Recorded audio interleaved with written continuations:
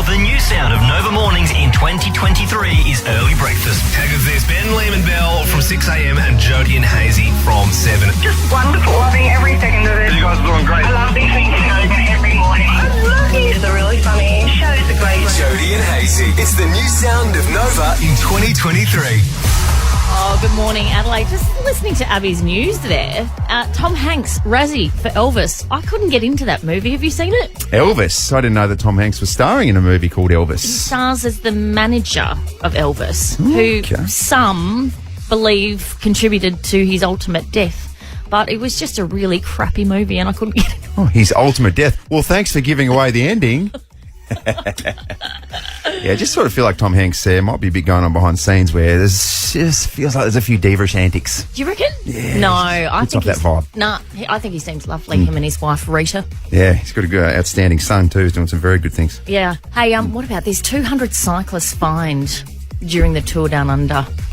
Didn't they cash in on that? Oh, didn't they? What about as well? I don't know if it's related or not, but a couple of parking inspectors that I know have just booked a couple of holiday trips to the Maldives. I got into it yesterday when I was riding my bike home from work. Did I you? was in the bike lane. I was in the bike lane minding my own business. Car v cyclist. Yeah, and this guy just comes up behind and just like beeps me, and then I see red, so I start riding after him very aggressively on my rose gold vintage looking bike with a basket on the front. Yeah. So, and no doubt you were probably side saddling as well. Really intimidating picture. There's no doubt that he had the confidence to take you off when he saw you. He said, "Look at this prude." Oh my God, is she on the set of The Sound of Music? Hey, big show coming up for you. Taboo Topic Tuesday. Oh, we've got a good one today. We like to just uncover those areas that the others won't touch, which is very good. That's coming up as well. Are you schnitting me? Yep. Opportunity for one of us to tell a lie and the other to tell a truth. Yeah. Whose turn is it? Who is trustworthier out of you and I? Don't put it like that. And we're going to catch up with Ben Harvey as well, who, of course, has some beautiful baby news. And I'll share. I mean, I've had 700 children, so I can impart some wisdom. There you go. Only 4 girls. But your window's still open, probably. Don't forget, you've got Ben, Liam and Bell coming to you every morning from 6 o'clock to 7, and then it's us. Something really special happening with Ben, Liam and Bell, just in general, I would have Something thought. so special. We were so excited to hear the news that Ben Harvey is going to be a dad. How good! And we're pleased to say that the great man and the team join us this morning. G'day, guys. Yes, good morning, everybody. Good morning, Yes. Jodie and Hayesy. Oh, my first question to you, Ben, is do you know how it happened? As in, how does childbirth happen? Like, how did I get my wife pregnant? Yes. Yeah. You across Well, it? actually, it's exciting because when we first found out she was pregnant, you go for I believe it was like a 5 or 6 week scan, and they can trace back the conception date, Yes. the date you conceive, and if you trace it back, it's my birthday. Yes. Happy birthday, Ben. What a night. Nice. So she is 13 weeks pregnant now, my wife Sam, and she's due to give birth. The due date is the 29th of July, but I believe the first one sometimes can go a little bit longer, so it'll probably be, hopefully, a spring baby. That's pretty cool. There you go. That's And incredible. We've just uncovered a bit of what happens in the Ben Harvey household as well. It's an annual thing. Yes. Yes, it is. And Jodie and Hayesy, I'm not sure if you know this yet. It's rather new news as of this morning, but yes, it is true. Ben has asked me, Liam, to be the godfather of the young boy or girl. So yeah, I'm very excited. Obviously, this is also my first time being a dad. So yeah, like it's just, it's a whole fluttering of emotions. Well, this was your chance at revenge because you weren't a best man at his wedding, but now he wants This you is to be true. a godfather. This is true. Well, I was the better man, and I feel like I got the better job because, where's his brother now? Yeah, exactly. I'm involved in a real human's life. He was just involved in like a ceremony. This is actually a good question for you guys because you've got kids yourselves. To me, the godparent doesn't mean anything. Hence Yeah, why well- I gave it to Liam. And Belle, you were saying it's more of like a legal thing, right? It is. It's if Ben and Sam sadly pass away, then it does mean that Liam would Yes. father your child. You need to remember that. I don't know about that, so I'm curious to ask someone that does have kids. Do you guys have godparents for your children? No. I don't know if I do or not. No. Yeah. Okay. It's not the So- response I was looking for. It's something really close to my heart. Yeah, I don't even know if my kids do have godparents, so I'm unaware of who they are. God. Jo- Do you Jodie? even know if you're the dad? Well, not really sure. I just thought it was just this somehow sort of miracle of life where Oh, God. we were touched by Jesus Christ because, no. I think... Jodie, you seem to care about your kids more. Do you have godparents? I did my first, and then I think the whole notion just sort of, I don't know, got old, so I didn't bother with the other three. But obviously, the first, you're quite close with the godparents of the first still. Yeah, kind of. Oh, What's jeez. your backup plan then? If your kids were left with no parents, you have to have a backup plan. Grandma. You need to have something in writing. It's Grandma's job. Grandma. Hey, obviously things got really emotional when we heard the news, and I'm going to throw Hayesy under the bus here. This is what he said on air when we were talking about you becoming a parent. Okay. Baby is going to be as into gaming as Ben is. She's going to come out. I wonder if it's a nerd. Is that what you say? Oh, that's going to get back. Oh, geez, look. So can I just go into self-defense mode just for a little bit? Like I've crossed over from SEN. Yeah. And all this technology where you can go back and get sort of audio. We didn't have that at my previous employer, so things are a little bit more accountable here. Yeah, don't worry, Hazy. I don't find the word nerd offensive. I think that just means I'm into Well, stuff like I- video games. It's fine. As the godfather, happened to find it quite fascinating. So you best watch yourself in the Nova halls, sir, because you might just find yourself shirt-fronted into a wall. Guys, before we let you go, baby names? Got them sorted or what? We definitely... actually, I was about to reveal the gender there because I know the gender, but So, Liam won't let me say We're going to it. do a gender reveal this week, but Ben's going to have to tell the person who does the gender reveal what it is. So because it's more of a gender reveal for the Godfather and everyone else listening, but it's going to be exciting still. So So what I guess I can say is we had a list of girl names and a list of boy names. We had more girl names and we only had one boy name. Right. Okay. So I can't say any more than that. all right, okay, It's Interesting. reasonably obvious. Interesting. Just thinking, if it's a boy, is it two obvious names? Is it Steve or Ian? You got Steve Harvey or Ian Harvey, the great former Australian cricketer. Very And how good. cute would a little baby Ian be? No. It's going to be neither of those. because Ben's a nerd, so he doesn't get those references. I got crickets there for a second as well. Guys, congratulations to both of you, Ben and Liam. Thank you. What a journey you're about to embark. The biggest breaking story this town has ever seen. This is huge. Jodies Juice. Well, the Razzies are out, and this is basically rewarding mediocre movies. Essentially, that's what it is. Tom Hanks has got 3 nominations. One of them is for Worst Supporting Actor in Elvis. Elvis the man was sacrificed, and Elvis the God was born. He had no idea what he had done. So he's not Elvis, is he? No, mate. Okay. No, I've been through this with you already this morning. He played Elvis's manager. Right, so he doesn't sing Elvis's song. Yeah. You're so annoying. Can I be honest with you? I can't see myself singing it. No, I tried to watch it on a plane. I tried twice to watch it, and I just couldn't get into it. Instantly asleep. The other one that's landed 8 nominations is the Marilyn Monroe biopic. It was called Blonde. That also was a horrible, Really? horrible representation of Marilyn. You're a bit of a movie buff. You keep across them all. Oh, I just like to watch the movies that everyone else on the planet is watching. I haven't watched Just a so I movie. can be abreast of pop culture. Well, that's fair, and it's a very reasonable point, a good way to live your life. I haven't watched a movie for years. Really? I haven't been to the cinemas for years. That's the weirdest thing I've ever heard. Really? What, you and Cara don't sit down on a Friday night and just go, hey, do you want to watch a movie? Oh, yeah, because Henry's 4 now, so he's old enough to look after Lottie. Never go to the cinemas. No, unless it's Moana. Yeah, and you love it. You're all about it. Hey, what about all these dead fish washing up on Middleton Beach? One little fish, she's swimming in the sea. Innocently fishing and swimming and then, boop, dead. Unfortunately, that's the life of a carp who tries to merge from the fresh waters into the sea waters, and they go, "What's all this salt?" Boop, dead. Doesn't work. What's your issue with carp this morning? Because I grew up on a farm and carp are bad news. God. Okay, so they're not going to remove them. The fisheries person said there is no need for the dead fish to be removed or cleaned up immediately as carcasses provide food for other organisms. Oh, jeez, I get it. Oh, boy.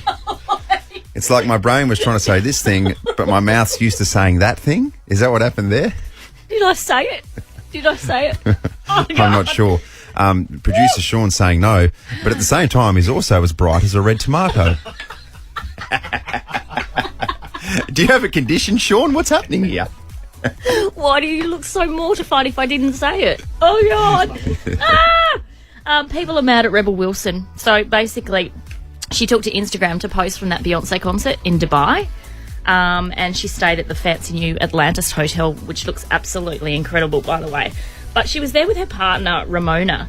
And then she was promoting holidaying in Dubai. But a few people have said that's a bit strange, considering she's in a same-sex relationship and homosexuality in Dubai remains punishable by death. So everyone's a bit like, ooh, is it a bit hypocritical? Things a little bit different over there. Yeah. I'm going to get out of this segment. I'm going to bail out real quick because I just need to go back to the tape and see if I just said what I thought I said. Bit of a tongue twister. Can almost guarantee you'll see it on social media. At Nova 919, at Jodie and Hayesy, very, very shortly. Whatif.com helps Aussies make the most out of every trip. Book a hotel, flight, surfboard and snorkel all before you can say brekkie buffet. Jump on the Whatif app and get started. What if it's Aussie for travel? Getting to know you, getting to know all about you. Well, Hazy, the whole family is in the studio at the moment because we feel like it's important that we know everything about the people we work with. Yes, we're moving forward, and it's the intimate little details about someone that let you take the next step in developing a relationship. That's fair. And we're all about team here, so it is crucial that we know the background of all of you, and I'm looking at all of you. So, for example, producer Zoe's in. Zoe, good morning. Good morning. Give us a fun fact about you, please. Well, my go-to is that I've lived in 16 houses in 18 years, so moved a lot. I'm so sorry about your broken childhood. We genuinely feel sad that no one loved you. Yeah, that's right. Couldn't quite settle, could you? Yeah, character building. Made new friends, and then I had to go. It just really, really reads like some kind of really traumatising sitcom. It certainly explains why she's got so many issues, though, right? Yeah, exactly right. So we're breaking barriers. It's really good. Newsreader Abby, good morning. Good morning. Fun fact about yourself? Oh, there's a few, but let's go with my dogs became famous last year when they became the ambassador dogs for the Prospect Council for the very first dashhound race in the state. Oh, well done. Ambassador dogs. Yeah. Ambassador dogs. And finally, that's a very good fun fact. And finally, producer Sean, anything we should know about you? What have you got? Because we're trying to unravel this onion. Yep. And geez, Joe, there's a few layers in there. Oh, man. I've never seen an onion with so many layers on the outside. Go on, then. Good morning. Look, I've got a few fun facts. So, outside of work, I'm a giant pumpkin judge. Of course you are. What does that even mean? I could have picked that too, by the way.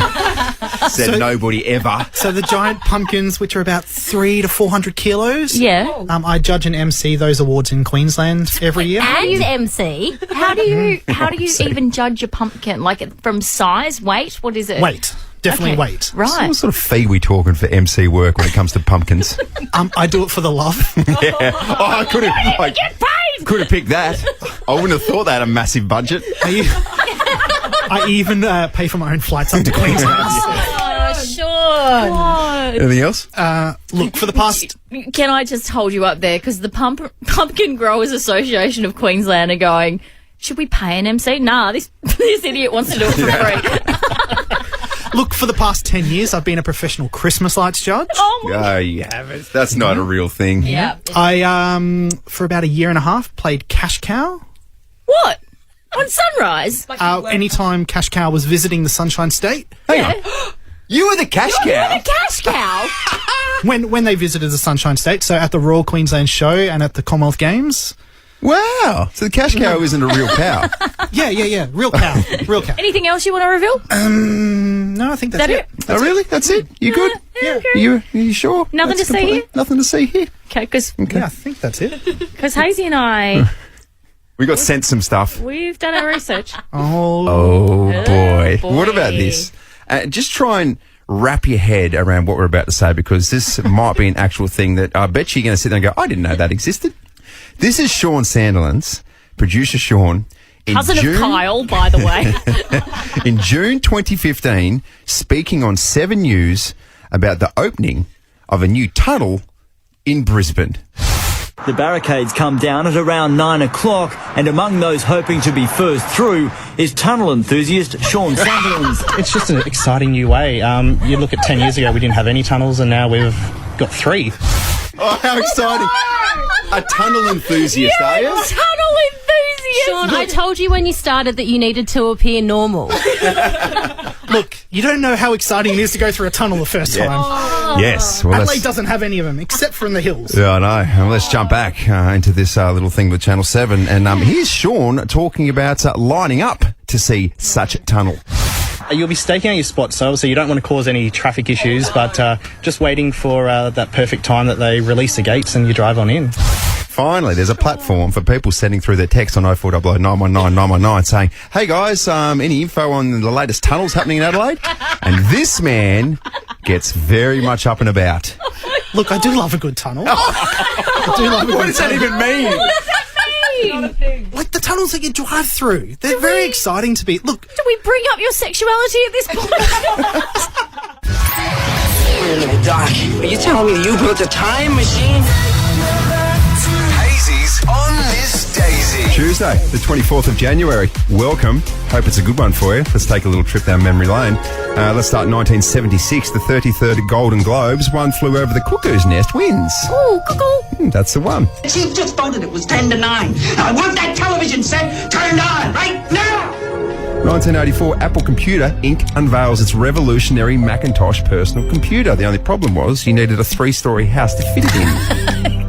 Well, can you remember the back of that thing? Yeah, big old booty on it, didn't it? And they thought, okay, if we make this really colourful, no one's going to notice how big it is. Yeah, a lot of junk in the trunk for the computers back then. 1935, canned beer went on sale for the first time in America, and then it became unclassy, and then recently canned beer has made the best comeback. I'm going to be honest with you, I prefer beer out of a can. I think it tastes fresher. Right, okay. Thanks for that. You got a thought on this? No, I hate beer. Oh boy. No, I don't Sorry to all the beer companies listening this morning. Sorry, but not the South Australian ones. We love you. Love you, Coopers. Love you, West End. 1941, Neil Diamond was born in Brooklyn, New York. Today is his 82nd birthday. You know what to do. You ready? 1, 2, 3, 4. Sweet Caroline. Ba, ba, ba. Yes. As good as it gets.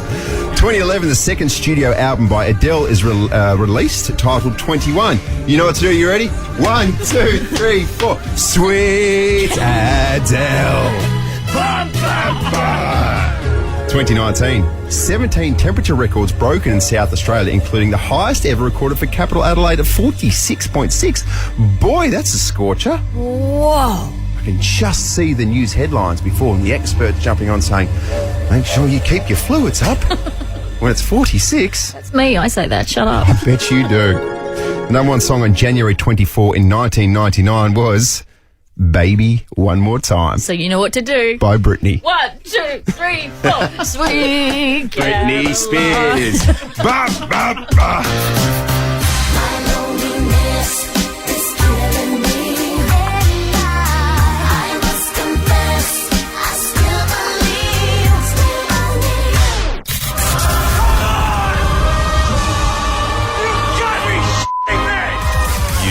Got to be schnitting me. Would you like me to explain how this works? Yes, please. Would And you what can also I like- win also? Would you also like me to clear my throat? That would also be beneficial for all of us. That's better. Live radio. Okay. This is how it works. We're going to tell a story in a moment. One of us will be lying and one of us will be telling the truth. You have to work out who is schnitting you, and you could win a $100 Schnit House voucher. Goes a long way too, by the way. $100 at Schnit House. Imagine how many schnitzels you could get for $100. You could get 2 each and choose the best looking one. Don't do that. spend it on beer or something. I don't know. It's good though. Schnit House do very, very good stuff. Jodie, would you like to go first? Because I'm just going to put it out there. You're an honest character. Okay. I was once an extra on the set of Neighbours. True story. Really? In the background, in Lassiter's Cafe, Dr. Carl Kennedy was there, as was Susan Kennedy, his wife, and I was just perched at a little table in the back of the scene. And do you know how they organised that? Through Channel 10, my employer. Well, what I liked about it as well was that when Dr. Carl walked past you and just slipped a little note and had his number on there. For God's sake, Carl, keep in your pants. Oh, no. Susan's lovely. Oh, Susan's so lovely. Stop cheating on your wife. It's ridiculous. God. Okay, that's quite believable. Here's one for you. Yep.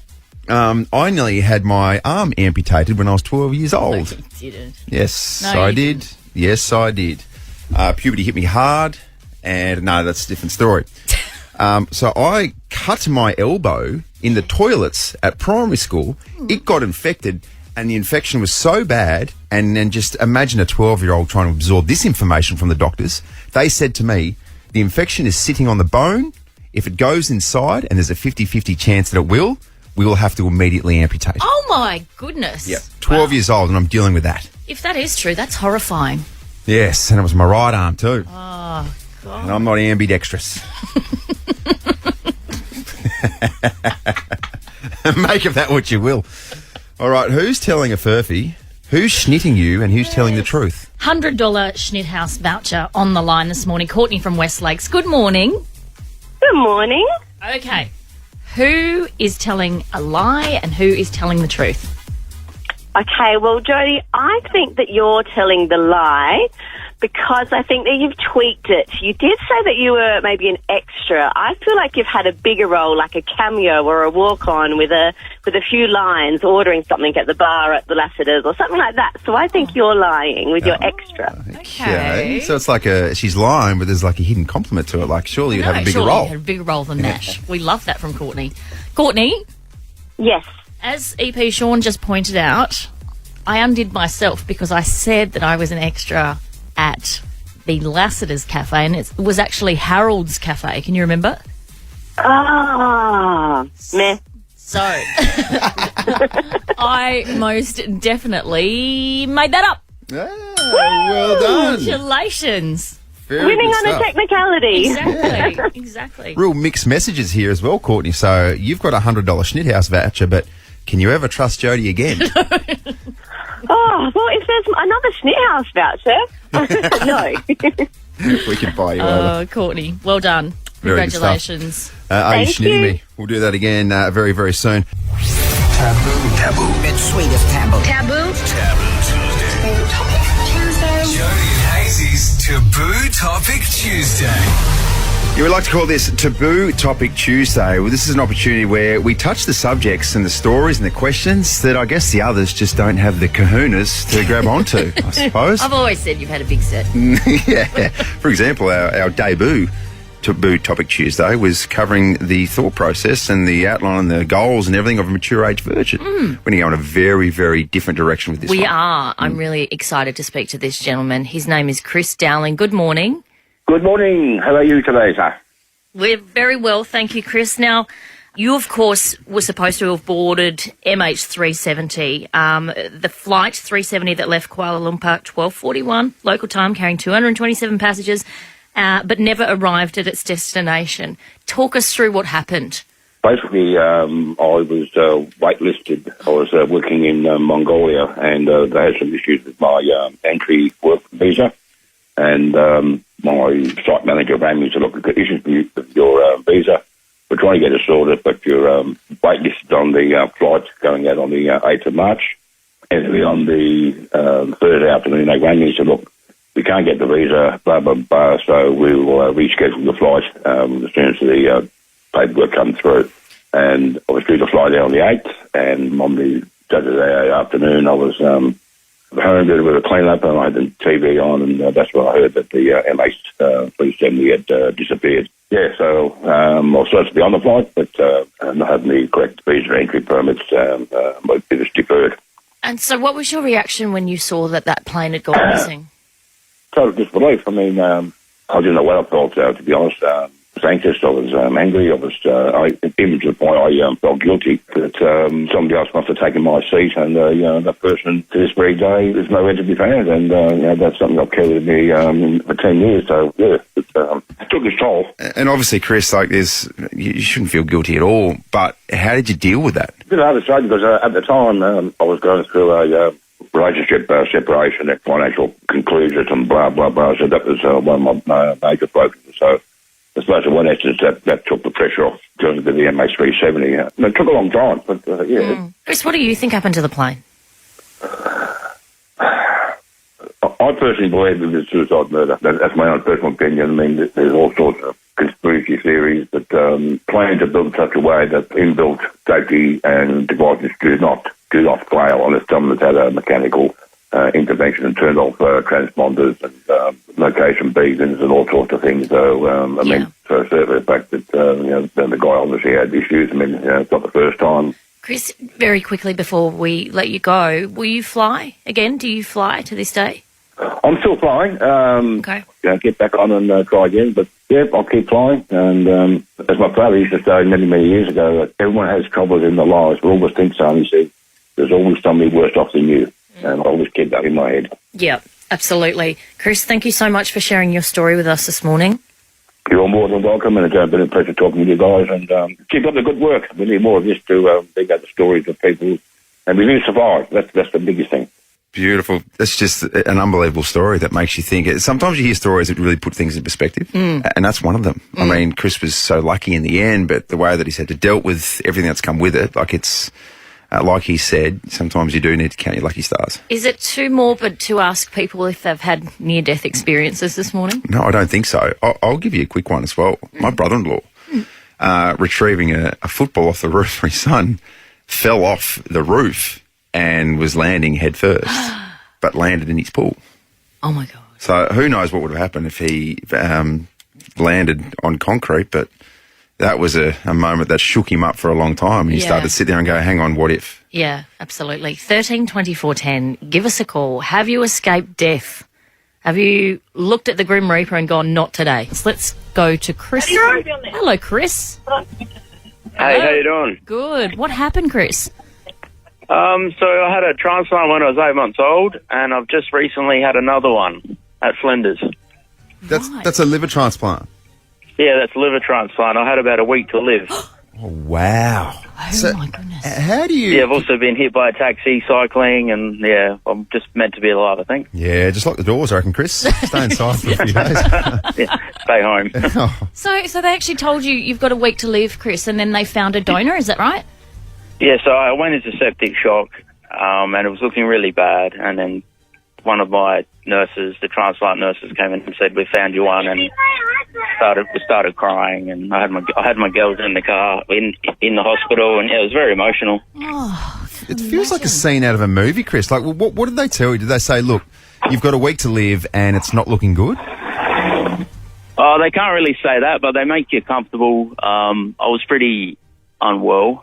I looked like a green zombie man. Yeah. Had family coming in to visit, and then they just came in, and it's probably the best news. And I'd say everyone get on, become an organ donor, and now I get to raise my children and live my best life. That's unbelievable. Thank you, Chris. Thanks for getting involved this morning. Unbelievable. 13 24 10.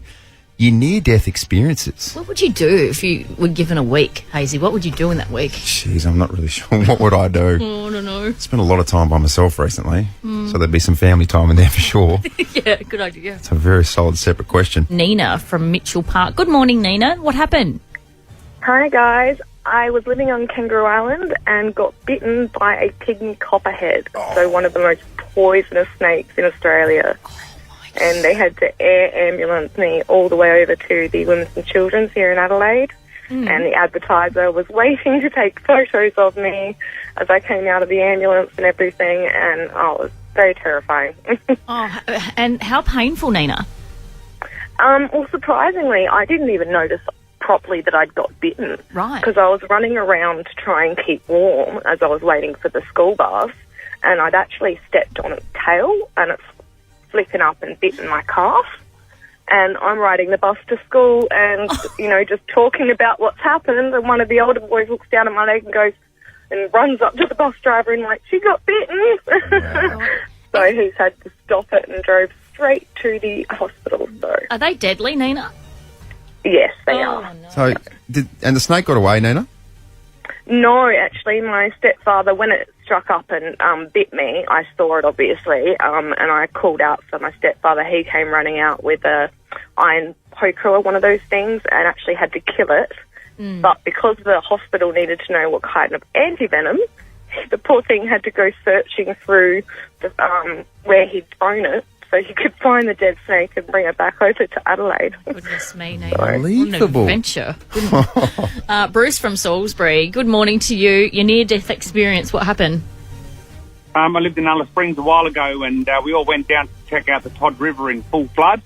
I threw a stick in there to look at the flow, and my mate's dog jumped in after it, which then quickly disappeared downriver. So I didn't even think about it. I jumped in after the dog, and the dog got out, and I ended up downstream a bit and nearly got swept away. Oh, my Wow. gosh. Did you go under a few times, Bruce? Yeah, a few times went under and ended up getting thrown over a log and swirled around a bit in sort of a washing machine kind of effect, and ended up with all my skin quite red from the river sand and quite abrasive. Hey, Bruce, was there a moment, and people talk about this when you're in a life-threatening situation, like did your life flash before your eyes? Were you able to recognise that you're in genuine danger? It felt like time actually genuinely slowed down for a while there, and it was like before I knew it, I sort of lunged towards the bank, and luckily my mate was there and managed to grab onto me. But it did. It generally, time slowed down a bit for me. Oh, Bruce, that's an incredible story. Yeah. But a good tale of survival. He did survive. Let's be glass half full. He's talking to us, so. Oh, God. There you go. All right. Hey, what about this, Joe? It's breaking the burbs. Yeah. So we're about to hit the road and we could be headed to your suburb. This is going to be so much fun. Yes. Together with Adelaide Channel 9, we'll be coming to you live from a different suburb every Friday for the next couple of months. So there'll be fun surprises, special guest appearances, and of course, plenty of giveaways. Let us know where we should broadcast from. Just drop us a line now at the Nova Player at novafm.com.au. Let's get out amongst it, Hayesy. Let's get it. Hey, tomorrow on the show, Judge Jodie's back, and we got a bloke who may or may not be lying to his fiancée. We'll really get to the bottom of that. Okay, and if you'd like to get involved in Judge Jodie, breakfast at nova919.com.au. Plenty more opportunities, not just tomorrow, but throughout the day as well to get yourself involved with Nova's Free for 23. Keep it locked to Nova.